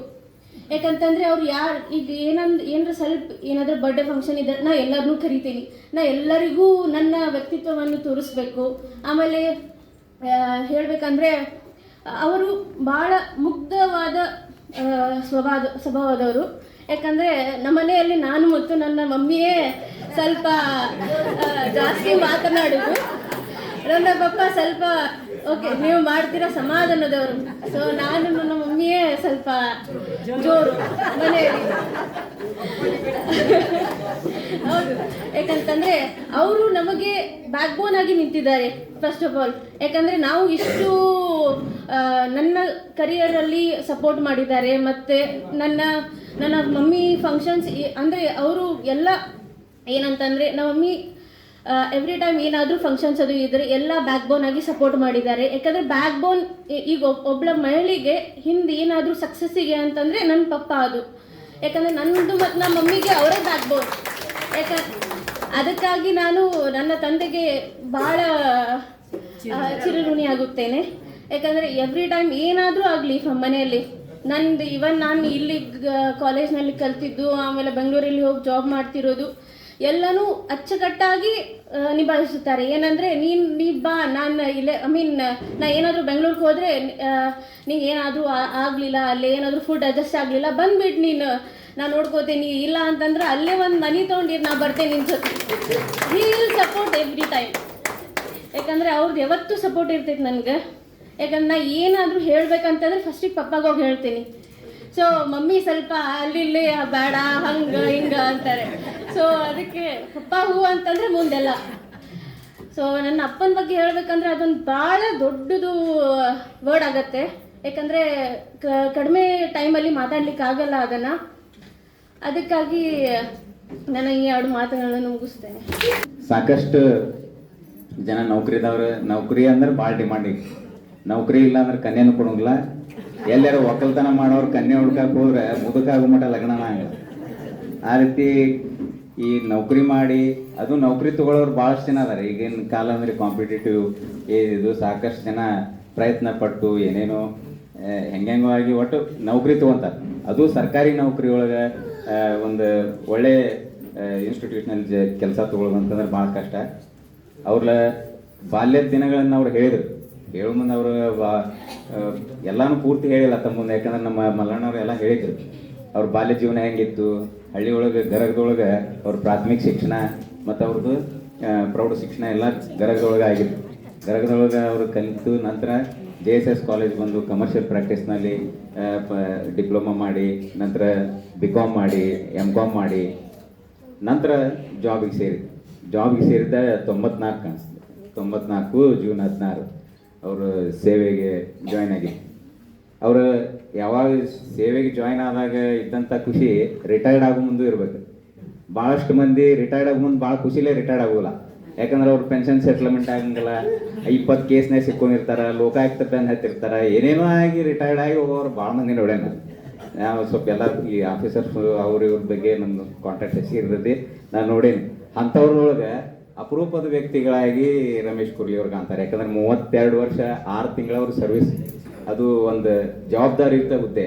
ಉಳಿದ ನೌಕರಿದೊಳಗೆ ಕೆಲಸ ಮಾಡೋದು ಮಾಡ್ಬೋದು. ಈ ಹಣಕಾಸಿನ ವ್ಯವಹಾರ ಎಲ್ಲಿರ್ತೈತಲ್ಲ ಅಲ್ಲಿ ಮತ್ತಷ್ಟು ಜವಾಬ್ದಾರಿಗಳಿರ್ತಾವೆ. ಸರ್ಗೆ ಗೊತ್ತೈತೆ, ಅವರು ಹಣಕಾಸು ಅಧಿಕಾರಿಗಳದಾರ. ಎಲ್ಲಿ ಹಣಕಾಸಿನ ವ್ಯವಹಾರ ಇರ್ತದೆ ಇಲ್ಲಿ ಪ್ರಾಮಾಣಿಕ ನಿಷ್ಠೆ, ಆಮೇಲೆ ಅವ್ರ ಮ್ಯಾಗೆ ಅವ್ರ ಸಂಸ್ಥೆ ಏನಿರ್ತದಲ್ಲ ವಿಶ್ವಾಸವಿಟ್ಟು ಅವ್ರಿಗೆ ಆ ಹುದ್ದೆಯನ್ನು ಜವಾಬ್ದಾರಿಯನ್ನು ನಿರ್ವಹಿಸ್ತಕ್ಕಂಥ ಶಕ್ತಿಯನ್ನು ಕೊಡ್ತದೆ. ಯಾಕಂದರೆ ಅಂಥವ್ರಿಗೆ ಕೊಟ್ರೆ ಅದು ಉಳಿತೈತಿ. ಇಲ್ಲ ಅಂತಂದ್ರೆ ಯಾರ್ಯಾರೋ ಹೆಂಗೋ ಸರ್ವಿಸ್ ಮಾಡಿ ಇದ್ದಂಥ ಹಣಕಾಸಿನ ಅವ್ಯವಹಾರಗಳನ್ನು ಮಾಡಿ ಸಾಕಷ್ಟು ಆ ಸಂಸ್ಥೆಗೂ ಅಪಕೀರ್ತಿ ತರುವಂಥವ್ರು ಸಾಕಷ್ಟು ಜನ ನಾವು ನೋಡಿದ್ವಿ. ಅಂಥದ್ರೊಳಗೆ ರಮೇಶ್ ಅವರು ಭಾಳ ಒಂದು ಪ್ರಾಮಾಣಿಕವಾಗಿ ನಿಷ್ಠೆಯಿಂದ ತಮ್ಮ ಒಂದು ಸೇವೆಯನ್ನು ಮಾಡಿದ್ದಾರೆ. ಕರ್ಮಣ್ಯವಾಧಿಕಾರಸ್ಥೆ ಮಾ ಫಲೇಶು ಕದಾಚನ ಅಂತೇಳಿ ನಮ್ಮ ಸಂಸ್ಕೃತ ಟೀಚರ್ ಇದ್ದಾರೆ. ನಮಗೆ ಸಂಸ್ಕೃತ ಬರೋಲ್ಲ, ಆದರೂ ಒಂದು ಶ್ಲೋಕದ್ದು ಒಂದು ಲೈನ್ ಅಷ್ಟೇ, ಮಾ ಫಲೇಶು ಕದಾಚನ. ನಾವು ಏನು ನಮ್ಮ ಒಂದು ಕರ್ಮಗಳನ್ನು ಮಾಡಲಿಕ್ಕೆ, ನಮ್ಮ ಕರ್ತವ್ಯಗಳನ್ನು ಮಾಡಲಿಕ್ಕೆ ಅಷ್ಟೇ ಅಧಿಕಾರ. ಅದಕ್ಕೆ ಏನೋ ಒಂದು ಬಯಸಿ ಇನ್ನೊಂದು ಏನೋ ಬರ್ತೈತಿ ಅಂತ ತಿಳ್ಕೊಂಡು ನಾವು ನಮ್ಮ ಕರ್ಮಗಳನ್ನು ಮಾಡಬಾರ್ದು. ಅದರದ್ದೇ ನಾವು ಏನು ಕರ್ಮಗಳನ್ನು ಮಾಡ್ತೀವಿ ಅದಕ್ಕೆ ತಕ್ಕಂಗೆ ನಮ್ಗೆ ಫಲ ಸಿಗ್ತೈತೆ. ಅಚ್ಚೆ ಕರೆದು ತುಮಕ ಫಲ ಮೀಠಾ ಹೋಗ್ತಾ. ಒಳ್ಳೆಯ ಕೆಲಸಗಳನ್ನು ಯಾರು ಮಾಡ್ತಾರೆ ಅವ್ರಿಗೆ ಒಳ್ಳೆಯ ಫಲ ಸಿಗ್ತೈತಿ ಅನ್ನೋದಕ್ಕೆ ಈ ನಮ್ಮ ರಮೇಶ್ ಕುರ್ಲಿ ಅವರ ನಿದರ್ಶನ ಅಂತ ಹೇಳಿ. ಯಾವಾಗಲೂ ನಾವು ಯಾವುದೇ ಕೆಲಸ ಮಾಡಲಿ, ಅದು ಯಾವುದೋ ಹುದ್ದೆ ಇರಲಿ, ಎಷ್ಟೇ ಎತ್ತರದ ಹುದ್ದೆ ಇರಲಿ, ಅಥವಾ ನಾವೊಂದು ಅವರು ಸೇವೆಗೆ ಸೇರಿದ್ದೆ ಅಸಿಸ್ಟೆಂಟ್ ಆಗಿ, ಆಮೇಲೆ ಸೀನಿಯರ್ ಅಸಿಸ್ಟೆಂಟ್ ಆದರು, ಆಮೇಲೆ ಪ್ರಮೋಷನ್ ಆಗ್ತಾ ಹೋದ್ರು. ಅದಕ್ಕೆ ನಮ್ಮ ಶರಣರು ಒಂದು ಕಡೆ ಹೇಳ್ತಾರೆ, ಎನ್ನ ವಾಮಕ್ಷೇಮ ನಿಮ್ಮದಯ, ಎನ್ನ ಹಾನಿವೃದ್ಧಿ ನಿಮ್ಮದಯ, ಎನ್ನ ಮಾನಾಪಮಾನ ನಿಮ್ಮದಯ, ಬಳ್ಳಿಗೆ ಕಾಯಿ ದಿಮ್ಮಿತ್ತೆ ಕೂಡಲ ಸಂಗಮ ದೇವ ಅಂತಕ್ಕಂಥದ್ದು. ಸಮರ್ಪಣಾ ಭಾವದಿಂದ ಕೆಲಸ ಮಾಡಬೇಕು. ಇದು ನಾನು ಬರೀ ಕೆಲಸ ಅಂತ ಅಷ್ಟೇ ಅಲ್ಲ, ನನಗೊಂದು ಪಗಾರ ಬರ್ತೈತಿ ನಾ ಕೆಲಸ ಮಾಡ್ಬೇಕಂತಲ್ಲ, ಅದು ನಂದಪ್ಪ ಅನ್ನೋದು ರೀತಿಯೊಳಗೆ ನನ್ನ ಮನೆತನದ ಕೆಲಸ ಅಥವಾ ನನ್ನ ವೈಯಕ್ತಿಕ ಕೆಲಸ ಅನ್ನೋ ರೀತಿಯೊಳಗೆ ಸರ್ಕಾರದ ಕೆಲಸನೂ ಮಾಡಿ ಆ ಸಂಸ್ಥೆಗೂ ಒಳ್ಳೆಯ ಹೆಸರು ಬಂದಿರಬೇಕು. ಮತ್ತು ಅವರ ಒಂದು ಪ್ರಾಮಾಣಿಕತೆಯನ್ನು ಮುಂದೆ ಬಂದವರು ಸಹಿತ ಅದನ್ನು ನಡೆಸ್ಕೊಂಡು ಹೋಗೋ ರೀತಿಯೊಳಗೆ ಯಾರು ಸಮರ್ಪಣಾ ಭಾವದಿಂದ ಕೆಲಸ ಮಾಡ್ತಾರೆ ಅವರಿಗೆ ದೇವ್ರು ಒಳ್ಳೇದು ಮಾಡೇ ಮಾಡ್ತಾನೆ. ಆಮೇಲೆ ಅವ್ರಿಗೆಲ್ಲ ಪ್ರಮೋಷನ್ ಅದು ಸರ, ಇನ್ನೊಂದು ಅವ್ರದ್ದು ಪ್ರಮೋಷನ್ ಡ್ಯೂ ಐತಿ, ಅದು ಆಗ್ಬೇಕೈತೆ. ಯಾವ್ದು ಹೇಳ್ತಾರ ನೀವು ಹೇಳಿದ್ರಿ, ಅರ್ಧ ಹೇಳಿದ್ರಿ. ಈಗ ಅವ್ರದ್ದು ಒಳ್ಳೊಳ್ಳೆ ಹುದ್ದೆಗೆ ಬಂದರು, ನೌಕರಿ ಆದಮೇಲೆ ಮದುವೆ ಆದಮೇಲೆ ಮನೆ ಆದಮೇಲೆ ಕಾರ್ ಆಯ್ತು, ಆಮೇಲೆ ಈಗೆಲ್ಲ ವಿದೇಶಿ ಪ್ರವಾಸ ಆಯ್ತು, ಎಲ್ಲ ಆಯ್ತು. ಆಮೇಲೆ ಮಗಳ ಎಜುಕೇಷನ್ ಆಯಿತು, ಮಗಳದು ಮದುವೆ ಆಗ್ಬೇಕು. ನೆಕ್ಸ್ಟ್ ಇನ್ನೊಂದು ಡ್ಯೂ ಇರ್ತೈತಿ ಪ್ರಮೋಷನ್, ಏನಂತಂದ್ರೆ ಅಜ್ಜ ಆಗ್ಬೇಕು. ಅದಕ್ಕೆ ಅದೊಂದು ಪ್ರಮೋಷನ್ ಲಘುನ ಬರ್ತೈತಿ ಅಂತೇಳಿ ನನಗೆ ಅನಿಸ್ತತಿ. ಯಾಕಂದ್ರೆ ಆಕಿನೂ ಈಗ ಎಂಜಿನಿಯರಿಂಗ್ ಮುಗಿಸಿ ಒಳ್ಳೆಯ ಹುದ್ದೆ ಒಳಗೆ ಆಕಿ ಕೆಲಸ ಮಾಡತ್ತಾಳ, ತನ್ನ ಸ್ವಂತ ಕರಿಯರ್ ಏನನ್ನೋದನ್ನು ತಾನು ಕೂಡ ಬೆಳೆಸ್ಕೊಳತ್ತಾಳ. ಆ ನಿಟ್ಟಿನೊಳಗೆ ಎಲ್ಲರಿಗೂ ಇವತ್ತು ನಮ್ಮ ಮಕ್ಕಳು ಆದರೂ ಸಹಿತ ಅವರ ಒಂದು ಮಾರ್ಗದರ್ಶನಗಳನ್ನ ಹೇಳ್ತಾನೆ. ನಮ್ಮ ಮಗ ನಮ್ಮಂತೆ ಗೆಸ್ಟ್ ನ್ಯೂಸ್ ಇರ್ತಾನೆ, ಅವ್ರ ಮನ್ಯಾಗ ಇರ್ತಾನೆ, ಅವ್ರು ದೊಡ್ಡಪ್ಪನಂತೇನೆ. ಆದ್ರೆ ಅವ್ನು ಬಂದು ಹೇಳೋದೇನಂತಂದ್ರೆ ಫಸ್ಟ್ ಮುಂಜಾನೆ ಎದ್ದುಕೊಳ್ಳೇನ ಎಲ್ಲರೂ ಹೇಳೋಕ್ಕಿಂತ ಮೊದಲು ಅವ್ರು ಎದ್ದಿರ್ತಾರೆ. ಎದ್ದು ತಮ್ಮ ಕೆಲಸ ಕಾರ್ಯಗಳನ್ನು ಮಾಡಿ ಆಫೀಸ್ಗೆ ಹೋಗ್ತಾರೆ ಅವರು. ಅದೇ ರೀತಿನ ಅವಂಗೂ ಹೇಳ್ತಾರೆ ಅವ್ರು, ನೀ ಎಷ್ಟು ಗಂಟೆಗೆ ಹೇಳ್ತೀನಿ ಅಂತ ಕೇಳ್ತಾರೆ ಅವ್ರು. ಅನ್ನೇದು ಹೇಳೋದ 5 ಗಂಟೆಗೆ ಹೇಳ್ಬೇಕು. 5 ಗಂಟೆಗೆ ಹೇಳ್ಬೇಕಂತ ಒತ್ತಾಯ ಮಾಡಿದ್ಮೇಲೆ ಇವ್ ಬಿಟ್ಕೊಟ್ಟು ಅಲ್ಲಿ ಬರ್ತಾನೆ ಮತ್ತೆ. ಅದಕ್ಕೆ ಈ ರೀತಿ ಅವ್ರು ಕೆಲವೊಂದು ವ್ಯಾಲ್ಯೂಸನ್ನ ಕೆಲವೊಂದನ್ನು ಬೆಳೆಸ್ಕೊಂಡ್ಬಿಟ್ಟಿರ್ತಾರೆ. ಇದೇ ರೀತಿ ಇರಬೇಕು. ಆಮೇಲೆ ದೇವ್ರನ್ನ ಎಷ್ಟು ನೆನೆಸ್ತಾರ ಅಷ್ಟೇ ರೀತಿ ಅವರ ಬ್ರದರ್ಸನ್ನ ಅವ್ರು ನೆನೆಸ್ತಾರೆ. ನಾ ಪ್ರತಿಯೊಂದು ಅವ್ರದ್ದು ಅಬ್ಸರ್ವ್ ಮಾಡಿದ್ದು, ಅವ್ರ ಕುಟುಂಬಸ್ಥರು ಅವ್ರ ತಂದೆ ತಾಯಿನ ಮೊದಲು ನೆನೆಸ್ತಾರೆ. ಅವ್ರ ತಾಯಿಯವರು ಆಗಿನ ಕಾಲಕ್ಕನ ಅಲ್ಲಿ ಗರಗದೊಳಗೆ ಟೇಲರಿಂಗ್ ಮಾಡಿ ಒಳ್ಳೆ ಹೆಸರು, ಆ ಊರೊಳಗೆ ಒಳ್ಳೆ ಹೆಸರು ತೊಗೊಂಡವ್ರು ಟೇಲರಿಂಗ್ ಮಾಡಿ ಎಲ್ಲರನ್ನೂ ಓದಿಸ್ಬೇಕು ಅನ್ನೋಂಥದ್ದು. ಅವ್ರ ತಂದೆ ರೆವಿನ್ಯೂ ಇನ್ಸ್ಪೆಕ್ಟರ್ ಇದ್ರು. ರೆವಿನ್ಯೂ ಇನ್ಸ್ಪೆಕ್ಟರ್ ಇದ್ದಾಗ ಅವ್ರ ಸರ್ವಿಸ್ನೊಳಗಿದ್ದಾಗನ ಅವ್ರಿಗೆ ಅವ್ರ ಸರ್ವಿಸ್ ನೊಳಗಿದ್ದಾಗನ ಒಂದು ಕೈ ಘಟನೆ ಒಳಗೆ ಅವ್ರ ಕೈನೂ ಕೂಡ ಹೋಗಿರ್ತದೆ.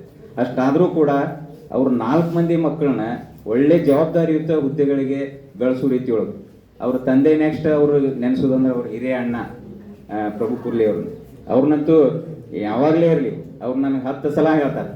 ಆಮೇಲೆ ಅವ್ರ ಇಬ್ಬರು ಅಣ್ಣಂದಿರನ್ನು ಕೂಡ ಅವರು 3 ಮಂದಿ ಅಣ್ಣಂದಿರನ್ನು ಕೂಡ ಅತ್ಯಂತ ಹೆಚ್ಚು ದೇವರ ರೀತಿಯೊಳಗೆ ಅವರು ಕಾಣ್ತಾರೆ.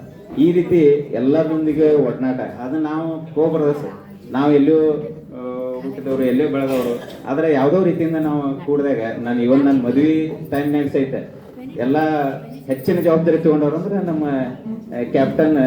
ಈ ಇಡೀ ಕುಟುಂಬಕ್ಕೆ ಈ ಎಲ್ಲ ಬಂಧು ಒಳಗೆ ಕ್ಯಾಪ್ಟನ್ ಅಂದ್ರೆ ಮಲ್ಲಣ್ಣ ಗುಡಿಗೇರಿ ಅವರು, ಇವರು ಮತ್ತು ರಮೇಶ್ ಕುರ್ಲಿ ಅವರು, ಇವ್ರು ಹೆಚ್ಚು ಜವಾಬ್ದಾರಿ ತಗೊಂಡು ಯಾವುದೇ ಕೆಲಸಕಾರ ಇರೋದು ತಮ್ಮ ಜವಾಬ್ದಾರಿಯುತ ನಡವಳಿಕೆಯಿಂದಾಗಲಿ ತಮ್ಮ ಪ್ರಾಮಾಣಿಕ ಸೇವೆಯಿಂದ ಎಲ್ಲರನ್ನೂ ಗಮನ ಸೆಳೆಯೋ ರೀತಿಯೊಳಗೆ ಅವ್ರಿಗೆ ಕೆಲಸ ಇರ್ತೈತಿ. ತೋರ್ಕಿಗೆ ಮಾಡೋರು ಭಾಳಷ್ಟು ಮಂದಿ ಇರ್ಬೋದು, ಆದರೆ ಇವ್ರು ಯಾರೋ ತೋರ್ಕಿಗೆ ಮಾಡೋರಲ್ಲ, ಮನಸ್ಪೂರ್ವಕವಾಗಿ ಮಾಡ್ತಾರೆ.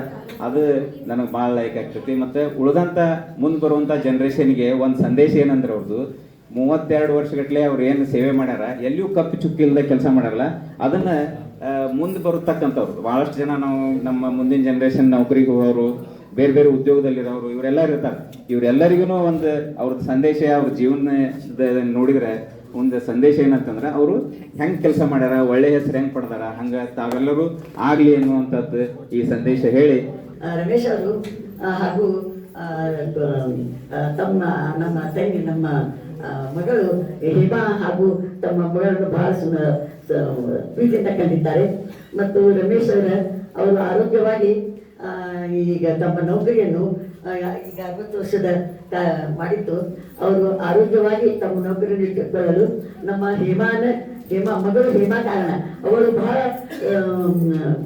ರುಚಿಯಾಗಿ ಅಡುಗೆಯನ್ನು ಮಾಡಿ ಅವರಿಗೆ ಆರೋಗ್ಯವಾಗಿ ಬಿಸಿ ಬಿಸಿ ಅಡುಗೆ ಊಟ ಮಾಡಿಸಿದ್ದರಿಂದ ಅವರ ಆರೋಗ್ಯವು ಯಾವಾಗಲೂ ಆರೋಗ್ಯ ಮುಖ್ಯ ಇದ್ದರೆ ಏನೆಲ್ಲ ಸಾಧಿಸಬಹುದು. ಶರೀರ ಸಾಧು ಇದು ಶರೀರ ನಮ್ಮ ಆರೋಗ್ಯ ಚಲೋ ಇದ್ದರೆ ನಾವು ಯಾವುದಾದ್ರೂ ಕಾರ್ಯಕ್ರಮ ಏನಾದರೂ ನಾವು ಮಾಡಲು ಸಶಕ್ತರಾಗ್ತೇವೆ ಎಂದು ಹೇಳಲು ಹೇಮಾ ಮಾಡಿದ್ದರಿಂದ ಅವರು ತಮ್ಮ ಆರೋಗ್ಯವನ್ನು ಕಾಪಾಡಿಕೊಂಡು ಈ ಒಂದು ತಮ್ಮ ನೌಕರಿಯನ್ನು ಚೆನ್ನಾಗಿ ಸುರಕ್ಷಿತವಾಗಿ ಮಾಡಿಕೊಂಡು ಬಂದಿದ್ದಾರೆ ಎಂದು ಹೇಳುತ್ತೇನೆ. ಇದಲ್ಲದೆ ಅವರು ಮೊನ್ನೆ ಅವರು ಸಿಂಗಾಪುರ್, ಮಲೇಷಿಯಾ ಎಲ್ಲ ವಿದೇಶಿ ಪ್ರವಾಸವನ್ನು ಮಾಡಿದರು. ಇದಕ್ಕಿಂತ ಮತ್ತೊಂದು ನಾನು ಸಂತೋಷದ ಸುದ್ದಿಯನ್ನು ಹೇಳುವುದೇನೆಂದರೆ ಅವರು ಮಗಳಿಗೆ ಯೋಗ್ಯವಾದಂತಹ ಶಿಕ್ಷಣವನ್ನು ಕೊಡಿಸಿ ಅವರು ಇಂಜಿನಿಯರ್ ಆಗಿ ತನ್ನ ಒಂದು ಆದಾಯದಲ್ಲಿ ತಂದೆ ತಾಯಿಯರನ್ನು ವಿಮಾನ ಪ್ರವಾಸ ಮಾಡಿ ದಿಲ್ಲಿ, ಆಗ್ರಾ, ಜೈಪುರ್, ಜೋಧ್ಪುರ್ ಎಲ್ಲವನ್ನೂ ಪ್ರವಾಸ ಮಾಡಿಸಿಕೊಂಡು ಬಂದರು. ಅವರು ಎಲ್ಲರಿಗೂ ಮಾದರಿಯಾಗಿದ್ದಾರೆ. ಎಲ್ಲ ಮಕ್ಕಳು ಸಹ ತಂದೆ ತಾಯಿಯವರನ್ನು ಪ್ರೀತಿ ಮಾಡಲು ಪ್ರೀತಿಯಿಂದ ಕರೆದುಕೊಂಡು ಹೋಗ್ಬೇಕನ್ನುವಂತಹ ಒಂದು ಅವರು ಸಹ ಎಲ್ಲರಿಗೂ ಮಾದರಿಯಾಗಿದ್ದಾರೆ. ಈ ರೀತಿಯಾಗಿ ಅವರು ಕುಟುಂಬವು ಎಲ್ಲವೂ ಸುರಕ್ಷಿತವಾಗಿ ಇರುವುದನ್ನು ನಾನು ತಿಳಿಸುತ್ತೇನೆ. As we wish he begins with a new chapter of his life, we wish him good health, happiness and peaceful future ahead. Congratulations Dodappa on your well-deserved retirement. Thank you everyone. We argued in the FaceTime playfully and laughed a lot. He used to always correct me and help me learn. Dear Dodappa, we are very proud of you. I hope you have a healthy and happy retired life. Thank you.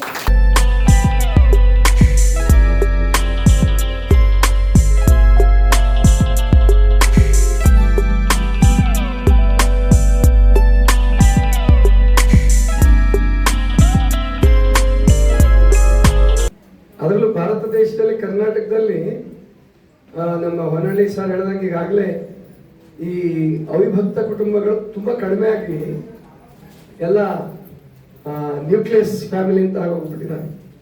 ಅಷ್ಟು ಚಿಕ್ಕ ಚಿಕ್ಕ ಕುಟುಂಬಗಳು. ಇನ್ನು ಮುಂದೆ ಗಂಡನಿಗೊಂದು ಮನೆ ಹೆಂಡತಿಗೊಂದು ಮನೆ ಅನ್ನೋ ಲೆಕ್ಕಕ್ಕೆ ಬಂದ್ಬಿಡುತ್ತೆ.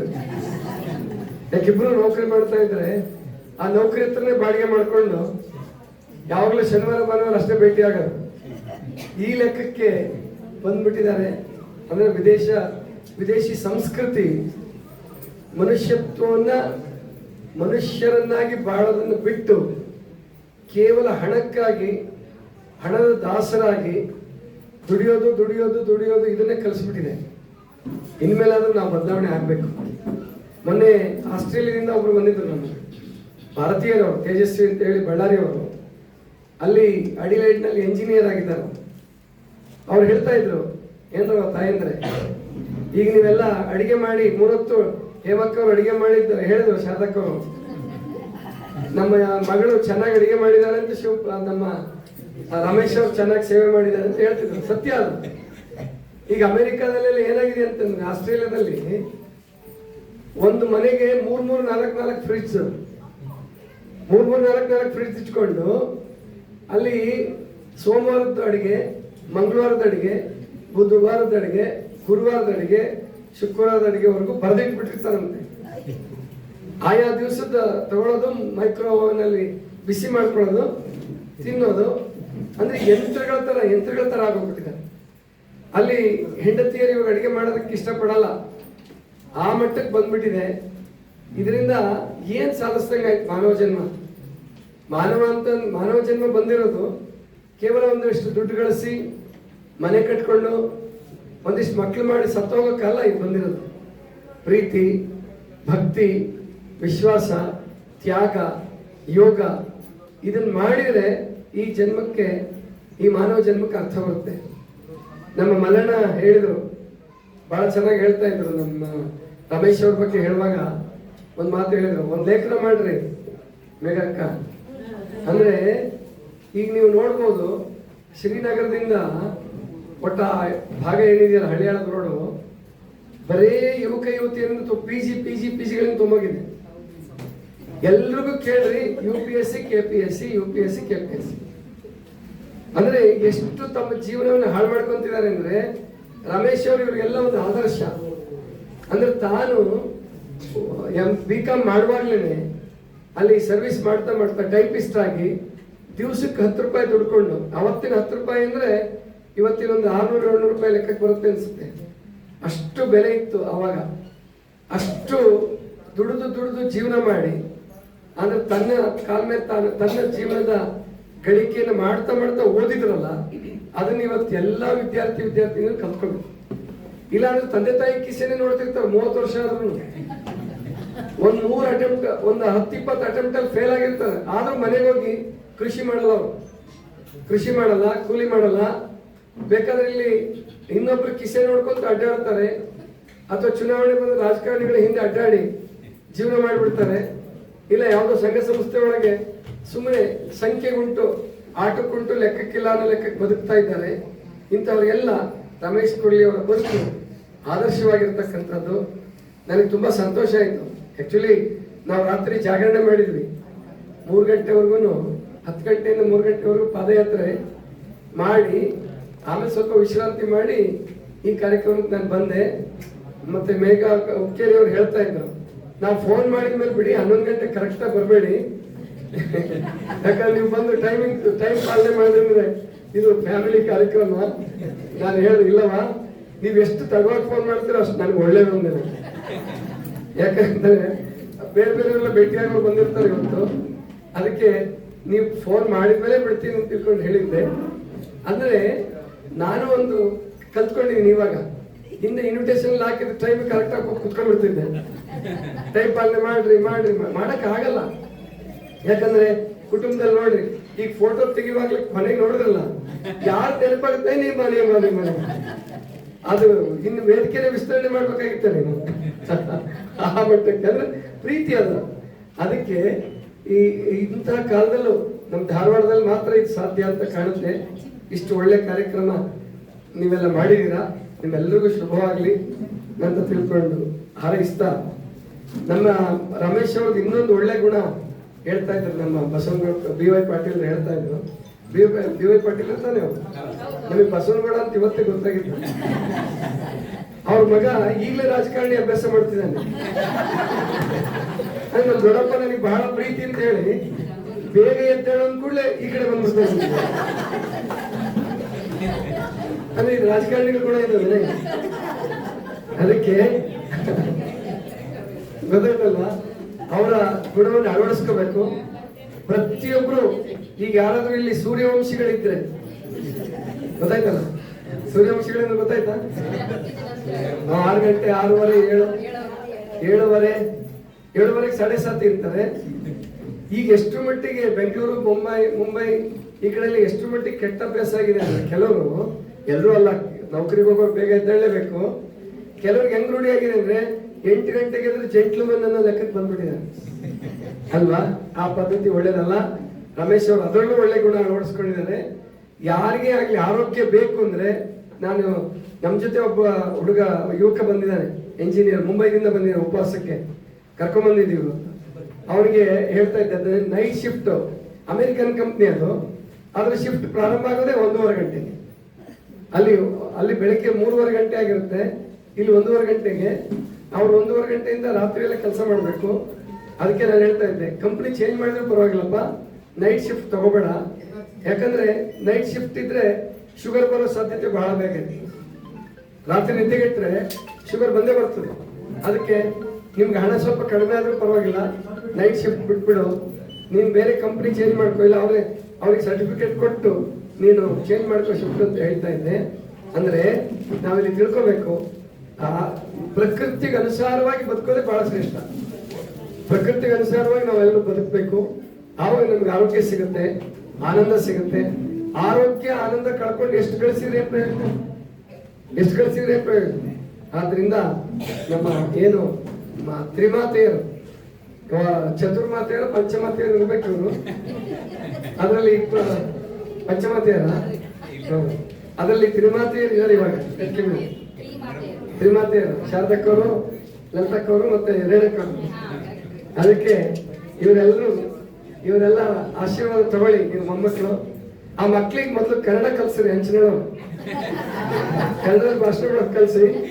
ಇಂಗ್ಲಿಷು ದುಡಿಯೋಕಿರ್ಲಿ, ವ್ಯವಹಾರಕ್ಕಿರ್ಲಿ, ಆದ್ರೆ ಅವಕ್ಕೆ ಕನ್ನಡ ಕಲಿಸ್ಬೇಕು. ಈಗ ಮೊನ್ನೆ ದುಬೈ ಮನ್ ಕಿ ಬಾತ್ ಅಲ್ಲಿ ಹೇಳಿದ್ರು, ದುಬೈನಲ್ಲಿ ಕನ್ನಡ ಕಲಿಸ್ತದೆ. ದುಬೈನಲ್ಲಿ ಕನ್ನಡ ಶಾಲೆ ತೆಗೆದು ಕನ್ನಡ ಕಲಿಸ್ತೇವೆ. ನೀವು ಧಾರವಾಡದಲ್ಲೇ ಕನ್ನಡ ಕಲಿಸ್ತೇವೆ, ಏನ್ ಮಾಡ್ಬೋದು? ಮುಂಬೈ ಅದೇ ಮುಂಬೈ ಏನೋ ದುಬೈ ಅಲ್ವಲ್ಲ, ಅದಕ್ಕೆ ಮುಂಬೈ ಇರೋದು ನಮ್ಮಲ್ಲೇ. ದುಬೈದವ್ರು ಕನ್ನಡ ಕಲಿಸ್ತಿದ್ದಾರೆ. ನೀವು ಕೂಡ ಕನ್ನಡ ಕಲಿಸಿ. ತಾಯಿ ತಂದೆಗಳು ಮನೇಲಿ ಮಾತಾಡೋ ಭಾಷೆನೇ ಮಕ್ಕಳ ಭಾಷೆ ಆಗುತ್ತೆ. ಮದರ್ ಟಂಗ್ ಇರ್ಬೇಕು. ಅದು ಹೃದಯ ಅಳಬೇಕಾದ್ರೆ, ಮನಸ್ಸು ಅಳಬೇಕಾದ್ರೆ ಅದು ತಾಯಿದೊಂದು ಮಾತೃಭಾಷೆ ಕಲಿಸ್ಬೇಕು. ಆಮೇಲೆ ಇನ್ನೊಂದು ಕಾರ್ಯಕ್ರಮ ಇಟ್ಕೊಂಡಿದ್ದೆ, ನಾನೇ ಕ್ಯಾನ್ಸಲ್ ಮಾಡಿಸ್ದೆ. ನಮ್ಮ ಲತಕ್ಕವರು ಹೇಳಿದ್ರು, ಕೇಕ್ ಕಟ್ ಮಾಡೋದು ಇಟ್ಕೊಂಡಿದ್ರಿ, ಗೊತ್ತಾಯ್ತಲ್ಲ? ಕಟ್ ಮಾಡಬೇಡಿ, ಕೂಡಿಸ್ರಿ ಇನ್ಮೇಲೆ. ಆಮೇಲೆ ಮೊಂಬತ್ತಿ ಆರಿಸ್ಬೇಡ್ರಿ, ಹಚ್ಚ್ರಿ, ಆರತಿ ಮಾಡ್ರಿ, ಆಮೇಲಿಂದ ಹಣ್ಣು ಹಚ್ಚ್ರಿ, ಆಮೇಲೆ ಆರತಿ ಮಾಡ್ಕೊಳ್ಳಿ. ಈಗ ಪುಷ್ಪವೃಷ್ಟಿ ಮಾಡಿದ್ರಿ, ಪುಷ್ಪವೃಷ್ಟಿ ಮಾಡಿ ಅವ್ರಿಗೆ ಆಶೀರ್ವಾದ ಮಾಡಿ. ಇದು ನಮ್ಮ ಭಾರತೀಯ ಸಂಸ್ಕೃತಿ. ಕೇಕ್ ಕಟ್ ಮಾಡೋದು, ಆ ಚಾಕುನಲ್ಲೇ ಇಟ್ಟು ಢಾಪ್ ಬನ್ಸೋದು, ಅದರಲ್ಲೇ ಇಟ್ಬಿಟ್ಟಿರ್ತಾರೆ.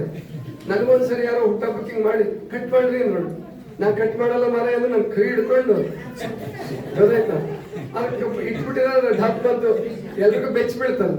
ಇದು ಸಂತೋಷ ಅಲ್ಲ, ಇದು ಸಂತೋಷ ಅಲ್ಲ. ಆರತಿ ಮಾಡೋದು ನಮ್ಮ ಸಂಸ್ಕೃತಿ. ಹಿರಿಯರಿಗೆ ನಮಸ್ಕಾರ ಮಾಡಿ ಆಶೀರ್ವಾದ ತಗೊಳ್ಳೋದು ನಮ್ಮ ಸಂಸ್ಕೃತಿ. ಆಮೇಲೆ ತಿಳ್ಕೊಳ್ಳಿ, ಇಡೀ ಪ್ರಪಂಚದಲ್ಲಿ ಆದರ್ಶವಾದ ಸಂಸ್ಕೃತಿ ಇರೋದು ಭಾರತ ದೇಶದಲ್ಲಿ ಒಂದೇ. ಇಷ್ಟು ವೈವಿಧ್ಯತೆ, ಇಷ್ಟು ದೈವಿಕತೆ, ಇಷ್ಟು ಸತ್ವ ಇರೋದು ಭಾರತ ದೇಶದಲ್ಲಿ ಮಾತ್ರ. ಈ ಆಹಾರ ವೈವಿಧ್ಯತೆ ಬೇರೆ ದೇಶದಲ್ಲಿ ಎಲ್ಲೂ ನಿಮ್ಗೆ ಇಷ್ಟು ವೈವಿಧ್ಯತೆ ಸಿಗಲ್ಲ. ಆಹಾರ ವೈವಿಧ್ಯತೆ, ಮಣ್ಣಿನ ವೈವಿಧ್ಯತೆ, ಈ ವೈವಿಧ್ಯತೆಯನ್ನು ಉಳಿಸ್ಕೋಬೇಕು. ನಾವು ಉಳಿಸ್ಕೊಂಡು ನಮ್ಮ ಸಂಸ್ಕೃತಿಯನ್ನ ಬೆಳೆಸ್ಕೊಂಡು ಹೋಗೋಣ. ನಿಮ್ಮೆಲ್ಲರಿಗೂ ವಿಶ್ವಗುರು ಬಸವಣ್ಣನವರು, ದಯಾಮಯನಾದಂತಹ ಪರಮಾತ್ಮ ಸನ್ಮಂಗಳವನ್ನು ಉಂಟು ಮಾಡಲಿ ಅಂತ ತಿಳ್ಕೊಂಡು ಹಾರೈಸ್ತಾ ಎಲ್ಲರಿಗೂ ಶುಭವನ್ನು ಕೋರಿ ನನ್ನ ಮಾತುಗಳನ್ನು ಮುಗಿಸ್ತಾ ಇದ್ದೀನಿ. ಸರ್ವರಿಗೂ ಹುಷಾರು. ಬಹುಶಃ ನನ್ನ ಕಲ್ಪನೆ ಏನಿತ್ತು, ಕೇವಲ ಶಿಕ್ಷಣ ಇಲಾಖೆಯವರು ಮಾತ್ರ ಮಾತನಾಡಲು ಅರ್ಹರು ಅಥವಾ ಅವರಷ್ಟೇ ಮಾತಾಡ್ತಾರಂತ ನಾವು ತಿಳ್ಕೊಂಡಿದ್ವಿ. ಆದರೆ ಇದಕ್ಕೆ ಎಲ್ಲಕ್ಕೂ ಒಂದು ಹೆಜ್ಜೆ ಮುಂದಿಟ್ಟು ನಮ್ಮ ಹೊನ್ನಳ್ಳಿ ಸಾಹೇಬರು ಭಾಳ ಅವರು ಕೇವಲ ಮಾತಾಡಿದ್ದು 5ರಿಂದ 10 ನಿಮಿಷ ಆದರೂ ಆ ಪ್ರತಿಯೊಂದು ಮಾತುಗಳಲ್ಲಿ ಕೂಡ ಒಂದೊಂದು ಅರ್ಥಪೂರ್ಣವಾದಂಥ ಮಾತುಗಳನ್ನು ಅವರು ಇವತ್ತು ನಮ್ಗೆ ಆಡಿದರು. ಅದೊಂದು ಏನಪ್ಪ ಅಂದರೆ ಅದೊಂದು ಹೆಮ್ಮೆ ನಮ್ಮ ರಮೇಶ್ ಕುರ್ಲಿ ಮಾಮಾರಿಗೆ ಅವರ ಇಲಾಖೆಯವರು ಬಂದು ಮಾತಾಡಿದರೆ ಅವ್ರಿಗೆ ಅದೊಂದು ಏನೋ ಒಂದು ಸಾರ್ಥಕ. ಈಗ ನಾವೊಂದು ಎಲ್ಲೋ ಒಂದು ಹೋಗಿರ್ತೇವೆ, ನಮ್ಮ ಊರವರು ಅಥವಾ ನಮ್ಮ ಓಣಿಯವರು ಬಂದಾಗ ನಮ್ಗೆ ಅದಕ್ಕೆ ಏನು ಅನಿಸ್ತೈತಿ, ಒಂದು ಹೆಚ್ಚಿನ ಒಂದು ಅರ್ಥ ಅನಿಸ್ತೈತಿ, ಇವತ್ತು ಹೆಮ್ಮೆ ಅನಿಸ್ತೈತಿ.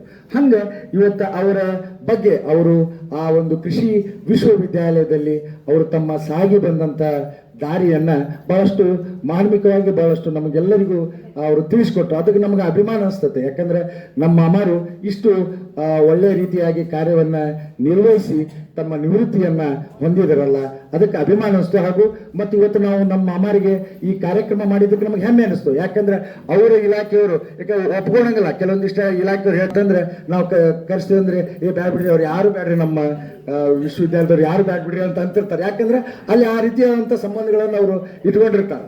ಆದರೆ ಮಾಮಾರು ಅವರ ಮಾಮಾರ ಪರವಾಗಿ ಇವತ್ತು ನಮ್ಮ ಹೊನ್ನಳ್ಳಿ ಸಾಹೇಬರು ಭಾಳ ಚೆನ್ನಾಗಿ ಇವತ್ತು ಮಾತಾಡಿದರು. ಅದಕ್ಕೆ ಅವರಿಗೆ ನಾವು ನಮ್ಮೆಲ್ಲ ನಮ್ಮ ಬಂಧು ಬಳಗದ ಪರವಾಗಿ ಅವರಿಗೆ ನಾವು ಧನ್ಯವಾದಗಳನ್ನು ಹೇಳ್ತಾ ಇದ್ದೀನಿ.